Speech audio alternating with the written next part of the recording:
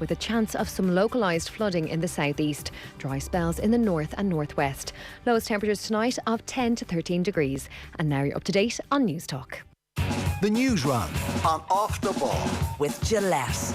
Put your best face forward with our new and improved razors. This is News Talk. Hello there, you're welcome along. So this is Wednesday evenings Off the Ball. We'll be talking some Formula 1 later on this evening as Max Verstappen takes a degree of control over the championship. We have former F1 driver John Watson with us, 7:30. Any questions, welcome. Wednesday night rugby then, as the November internationals take over from the United Rugby Championship. Jerry Thornley of the Irish Times and Fiona Hayes, former Irish international, are with us. We will play you some of the Davy Fitzgerald interview from OTB AM this morning, and then Daniel McDonnell will be along for the football show after 9. Loads to chat through with Dan actually between 9 and 10. 53106 the text number. We're at Off the Ball on Twitter. Richie McCormack has his feed up for the evening. Anne-Marie Donlan, you're very welcome. Hello. Hi, Joe. And Johnny Ward in the studio. How are you, Joe? What's going on? Lots is going on, Johnny. That's what's going on. Formula 1. Johnny's a big fan. It's hard to be, I guess, into all sports, but from your perspective, it's you gotta keep on top of these things. You gotta have a broad range of knowledge, even though you mightn't necessarily. We can't love all sports. No. Do you love Formula 1? No. Well, generally, I tend to follow it a year after the event on Drive to Survive. That's how I like to follow it these days. But to be fair, the current title race is really exciting. So it's Max Verstappen, the young speedster upstart, a coming force for a few years now, is finally, I think, maybe going to do it this year. So he's ahead of Lewis Hamilton with 5 races to go. He's 12 points clear. He won the US Grand Prix at the weekend, 140,000 in at the race in Texas. They're saying, oh wow, and they are putting it down to the Drive to Survive effect. They're saying it's never been more popular in the States. It's never made bigger inroads into the States, you know. And so Verstappen won that race, really aggressive tactics and tyre changes at certain laps and all this kind of stuff that people who love the sport really enjoy. And so now it seems they go to Mexico, where his car suits the higher altitude, so he could build on his lead, and that's how these things work. And John Watson, who's been a Formula 1 driver, been there and done it, and great guest, he's going to join us 7:30. John Watson was on with us one evening, and he was talking about the danger of the sport, and we hadn't realised this, and he said, you remember Nicky Lauda's crash? And we were like, well, yeah, everyone, you know. He's like, yeah, no, I was first on the scene there. I held him in my arms. And he told extraordinary story, the memories of it. Imagine it was horrific. And Nicky Lauda asking him, how's my face? And the answer's not good. So it is an extraordinary sport. I think it was huge here in the 90s for sure. Eddie Jordan and Eddie Irvine and so on. Yeah, we've talked about that. And then I would say it dipped massively for about 15 years, but it's on the up again in a big because way. of the series as well and all that. It's mad to say that, isn't it? Ridiculous, really, but it seems to be. Have you watched the series? No, I've in fairness, I've spoken to people who watched it that just got hooked on Formula 1 that I wouldn't have thought was possible at all. Like, so, the series would go a long way towards hooking you. Yeah, it really would. It's proper behind the scenes stuff, in so much as they can. Like, obviously they can't go too far behind the scenes, but in terms of bad language, disputes, mics being left on even when they're out of picture, and so they forget that they're mic'd up, as you would do. Not that an agreement has been broken, but just human nature is such. You walk out of here, you know you're mic'd up, but the camera's not in your face, so you sort of forget. You get used to them being around, so they really do start to loosen up. And it's good. It's good. It's very good. And you could start with season 1. And what many seasons in? I think we're 4. Are we 3 or 4? Do you watch it, Anne-Marie? I haven't seen it. I've been meaning to. Come on, guys. What are you doing with your time? Ronan Mullen speaks extremely highly of it. Well, and do you need a better judge than Mullen? And it's how Shane Hannon got so into Formula 1 that he ended up going to Spa, and then he didn't actually see a Formula 1 race, but because it was cancelled, or there was 4 laps. So his experience doesn't really count. But I'm pretty sure it was Drive to Survive that hooked him, so much so that he went to see it. He's an anachronism, isn't he? Because he loves like sports that... Yeah, he gets into his niche sports like nobody else. Snooker, yeah. kids, F1. Kids his age, like... I'm not sure there's anyone in the world of Shane Hannon's age who likes both Formula 1 and snooker. Really, he should have come of age in the late 90s. Shane Hannon, yeah. He really was born 30 years like too late. Scott Bakula in Quantum Leap or something. He's in the wrong time zone. Yeah. But endearing for all of that. So, John Watson on the way, 7:30. Any questions, by the way, fire them in. I'll try and put them to John. We're talking rugby after 8. And then Dan McDonnell on the way on the football show after 9. What's grabbing you in the world of football, Johnny? Yeah, like we actually, myself and Dan was talking to Stephen Rice earlier today, the Ireland chief scout or whatever. So he's going to one of the games tonight. I think he's watching Spurs Burnley. But just the sellout of the tickets is great. Like, I think Brian O'Connor had an article in the Irish Times about this. It really does seem that the FAI should be getting a sponsor on board. Like, there's a lot of positivity there, and you're probably getting something off for a bit of a cut price as well. And look at the women's game, like the coverage of that, like wall to wall, and the whole Irish football brand. It's come through the mire, but it could be in a worse place at the moment. And I'm just surprised it's taken this long for someone to latch onto it. You've got to think that's income in a sponsor, surely. Maybe it's difficult now towards the end of this post-pandemic or World Cup qualification campaign. Any sponsor coming on board might say, well, let's start afresh with the Euros campaign. Maybe, but you can also go in and say, well, listen, like, you lads are obviously struggling here because you haven't had a sponsor in that long that cut us a bit of a deal. Like, it's sponsorship, as far as I'm aware of, sponsorship is about reflecting a good image and brand kind of, I don't know, synchronization and all that. And if you want a brand that is the new Ireland, a lot of young players who seem to, represent different parts of Ireland, but could actually be doing okay down the line. I don't know. I'm just surprised. I'm not negotiating on behalf of the FAI, but I think they could be in a worse position here. The game just sold out. Like, I literally, I've kind of made a few sob stories about this. It's actually on my birthday, and I'd love to go to the game, but like, obviously I have no ticket now, and I won't be going to one of the tout websites or whatever. Like, so it's great that, like, it's great on one level, but there are obviously a lot of people now who'd like to go to the game, and that's for me. For me, it was partly that I'll probably never see Ronaldo again, and I've never seen him play. So I think there's a huge element of that for people. That have you never seen Ronaldo? Not in the flesh. No. Messi? No. I guess the time for Ronaldo for a lot of Irish fans is when Shamrock Rovers played Madrid that time, and that sold out again. But the tickets were like 60 quid and they sold out in no time. Now Messi for me would be completely different level to Ronaldo, in the sense of, like, I think he's a more amazing player in what he can do, but I haven't seen him. And would you not think about nipping over to Paris while you can? I've just come back from the south of France, actually, and I would go to anywhere in France in a heartbeat. Like, I should. Should do, yeah. I don't know. Yeah, it's one of them. We're in a golden era, and like, we're coming to the end. Anne-Marie, Ronaldo or Messi in the flesh? I've never seen either. Oh, for God's sake! Who am I surrounded by here? But I am going to. You're both 0 for 2 here on Drive to Survive, and now Ronaldo and Messi in the flesh. If there's a third strike here that comes up unplanned, you're both out of the studio. It's unacceptable. I've never been to a La Liga game, so like, I would have missed a lot of. I've been to a lot of games in Italy and Premier League games. I've seen Salah, who's probably the best player in the world at the moment, so I'm happy enough with that, isn't he? Well, yes, but I mean, Ronaldo and Messi is a bit different, isn't it? Yeah. Well, I want a ticket for the game. Let me at least, like, then I can work on Paris. But isn't it great though? Like this. Yeah. Do you know? In the context of, like, Ireland haven't had that many good games, but Irish football has become a big thing again, where, the old Vantage Club trying to sell tickets to Ireland games versus how easy it was for the rugby lads. And part of me, like, would really envy that. But maybe for corporates and for all that, it might be cool to go to Irish football games again, and hopefully this is the start of it. Yeah, that's 25,000 at Qatar is probably more impressive, though, because you can say a lot of the 50,000 is the Ronaldo draw. Yeah. 25,000 at Qatar was 25,000 Irish fans. It's more that it just Irish sold out. side, Like, yeah. an Irish football game, which is a complete dead rubber, sold out in minutes. And that's pretty cool. Like, I'm very excited about the future, but I'm just surprised that some brand hasn't cottoned onto it. I've been very lucky, obviously. I've seen them both a couple of times. Went to the opening of the Aviva. Wasn't it the opening of the Aviva when Yeah, it was Argentina? the first night of the Aviva, the Argentina friendly. Ireland. So I was at that. Now, he didn't do much, needless to say. I mean, he had one thing in his head there: don't get injured, and that's understandable.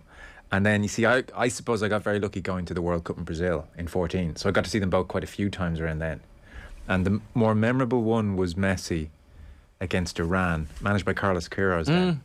And it was a very, not dour, it was a reasonable game, but chances were few and far between. And in the end, Messi makes the breakthrough and scores, you know, typical kind of Messi goal, and it was amazing. But the overarching memory of that game, which wouldn't have really been apparent on TV, is that Diego Maradona was there and was conducting the whole stadium for most of the game.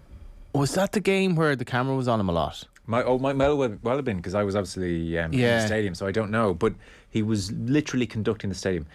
You were watching Maradona almost as much as you were watching what was going on the pitch. And obviously, any break and play, It was on he gets it Maradona. going again. He was just, it was weird how visible he was. He was just at whatever way. He was in lower stand, upper part of it, and it was like he had a circle around him of space. You could just see him at all times. And obviously, he likes getting involved and getting the crowd going. So that was kind of extraordinary to watch Maradona conducting a stadium and Messi to score a breakthrough goal. It's hard that's to beat pretty, that. pretty cool. Yeah, I saw like Zlatan Ibrahimovic playing in Tala with nobody at the game, so you could hear the players. Like that was a fairly interesting experience. And even at his age, it was amazing to watch someone's movement. Well, I spoke to someone who was at a Manchester United match, it must have been, and they'd really know their football, and so I was curious, anything strike you in the flesh? And they said Zlatan's touch was a touch different to most people out there. And his strength as well. And he didn't have to have pace. And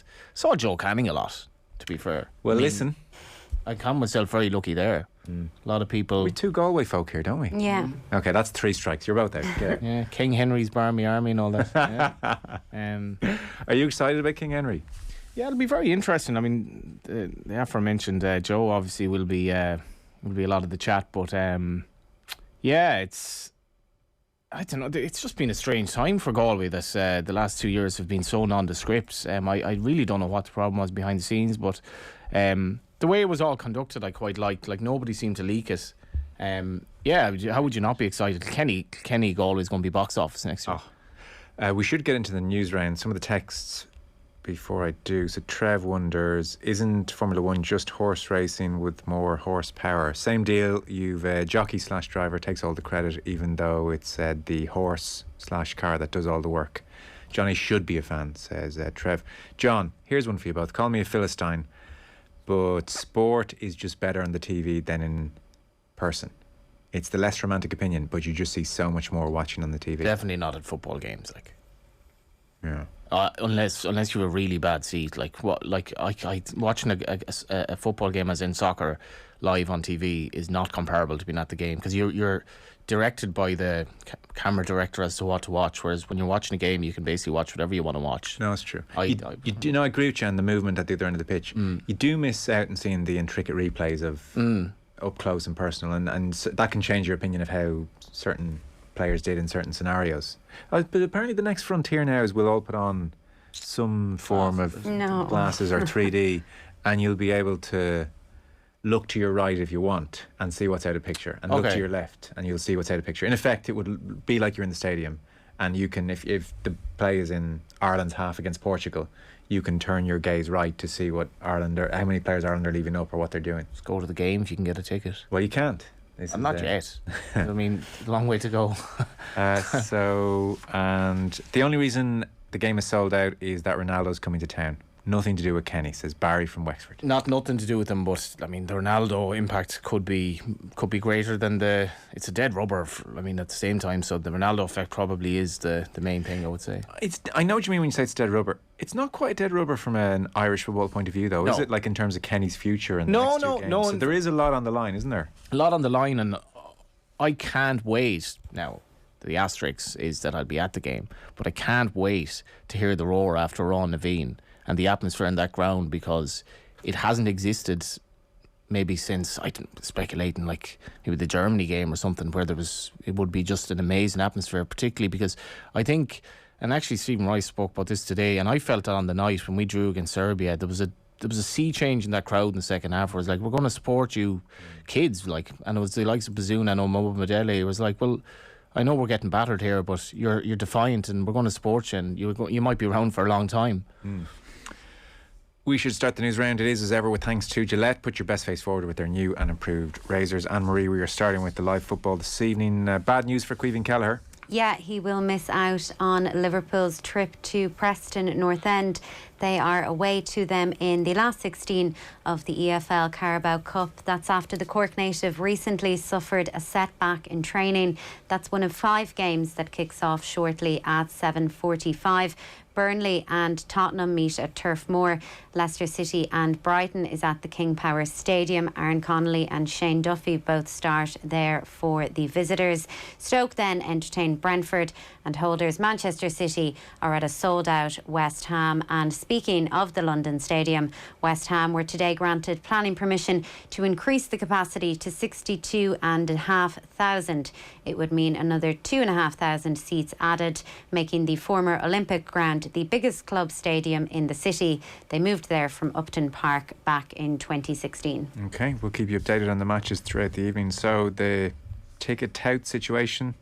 Yeah, some clarification on this. And from midnight tonight, the Aviva Stadium will be a designated venue under ticket touting law.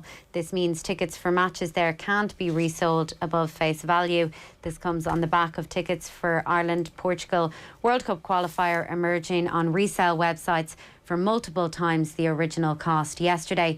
Taoiseach Leo Varadkar said today that the government is ensuring this doesn't happen again. What we're going to do today and tomorrow and over the next couple of days is sit down with Croke Park, sit down with the Aviva, sit down with the major sporting bodies, FAI, GAA and IRFU, and suggest to them, or at least impress on them, the advantages of having those events designated, because we have 3 rugby internationals coming up, as you know.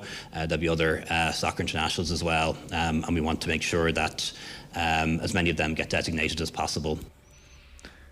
I was just surprised this wasn't in place already. Yeah, so the law was brought in, the law was changed last year, but it has to be designated. But how anybody didn't realise when the draw was made, Portugal in Ireland, that this wouldn't be a sellout, that it needed to be designated, is beyond me. Yeah.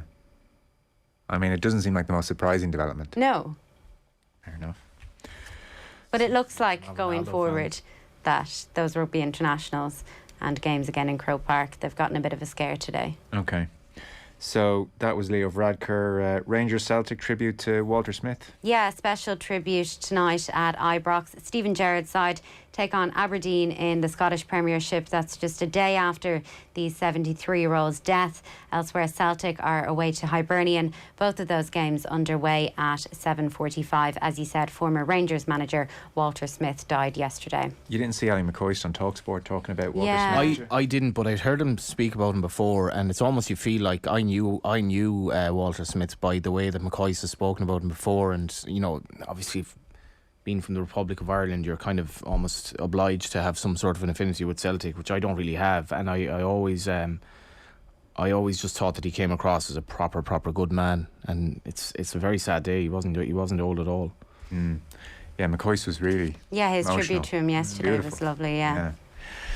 So that clown, this is a texter Barry's talking about, saying Sports Better in the telly is on 3 strikes as well, Joe. Remember going to my first match as an 8-year-old at Lansdowne Road, Ireland against Western Samoa. The fact you could actually hear the smack of body on body, bone on bone was a shock to the system. I hear you, Barry. That said, the microphones around the pitch now are very good, so you do hear the clashes as well. To be fair though, I've rarely gone to rugby games, but that is something that really struck me. Do you know, I was at an AIL game 2 weeks back. Cork Con against Clontarf. That's speaking of anachronisms, that's a cool thing to do. I've been going to loads of live sport. I've moved into this area, so I'm going to Parnell Park for the GAA matches at the moment. I'm not too far away. You want to be accepted locally? That kind of a thing, you know. I'm not too sure which GAA club I'm going to gravitate towards. I'm leaning towards, it's not in my immediate vicinity, but I think Clontarf because of Jack. Oh my God, how's his name going in my head? Retired from Dublin. McCaffrey. I think I'd like to watch Jack in a relatively He's a really exciting player to watch. Remember those so days quick. in Croke Park and he'd get the ball and the whole stadium would move forward and you'd be just excited. So my logic is, imagine being close to that at club level. You know, Every it'd be amazing week. to see. But I was so Cork Con against Clontarf. There aren't that many people there. Obviously, you're really close. What sort to of the crowd? pitch. I thought it'd be more actually. I would say 300 or 400.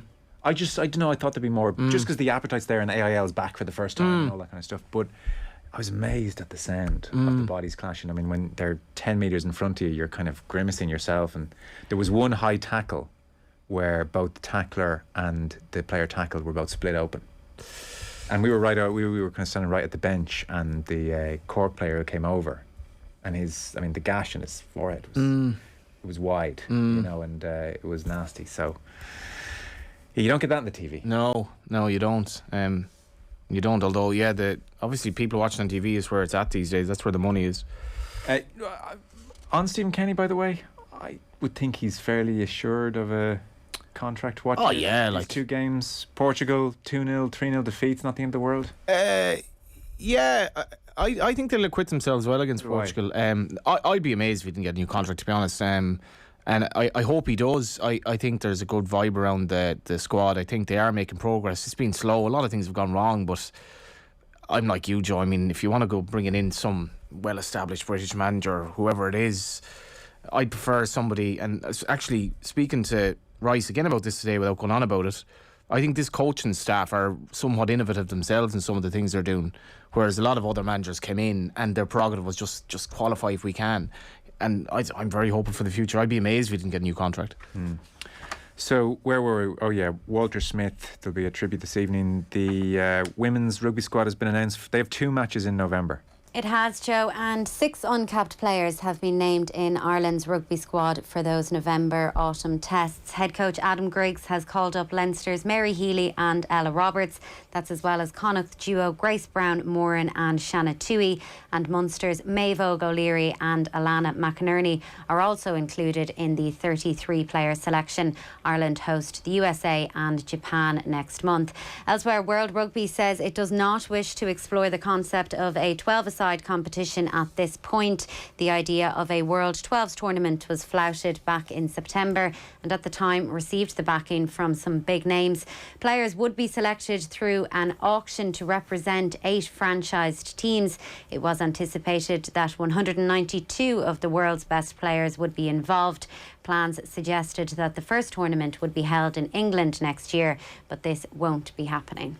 Okay, we'll talk to Jerry Thornley and Fiona Hayes after 8 o'clock. Watching the game for 40 years, I was never as disappointed as Figo at Lansdowne Road. He was a disgrace, diving all over the pitch. Saw Ronaldo in the Aviva against Ireland when they wore those black and white anti-racism jerseys, says Steo in Dublin. I'm hugely looking forward to the Ireland-Portugal match to show my appreciation to Stephen Kenny and his new young team. Couldn't care less about Ronaldo. Absolute nonsense it's sold out because of him. Come on, you boys in green, Jimmy. I think it's a little bit part of the attraction, if we're being totally honest, isn't it? Yeah, although I'm like that, I'll quickly forget about him and I'll be cheering on him over Medele, who'll hopefully kick him out of the game in a good way. An anonymous texter then. One time was in Barca, saw them play Zaragoza. Messi scored a typical goal. Zlatan had a free kick and a lad called Keita scored a hat-trick. Another time I was there, went to Barca against a relegated team. I can't remember their name. Messi didn't play. Suarez scored a hat-trick. So there you go. You can get lucky.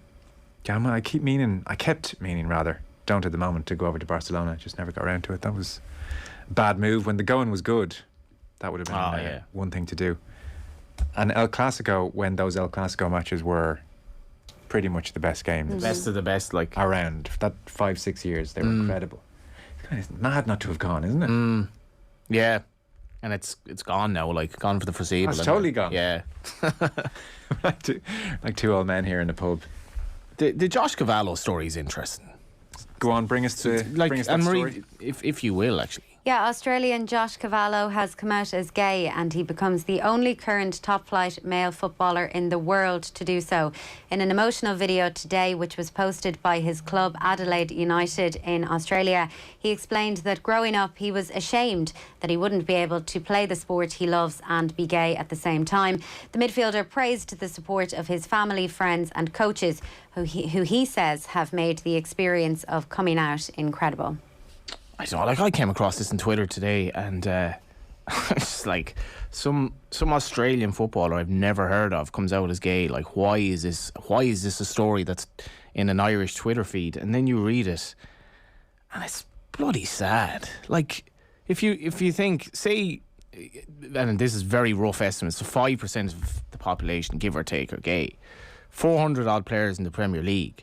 Now, even if you're inclined to say maybe it's less than 5%, let's speculate. And that's one league.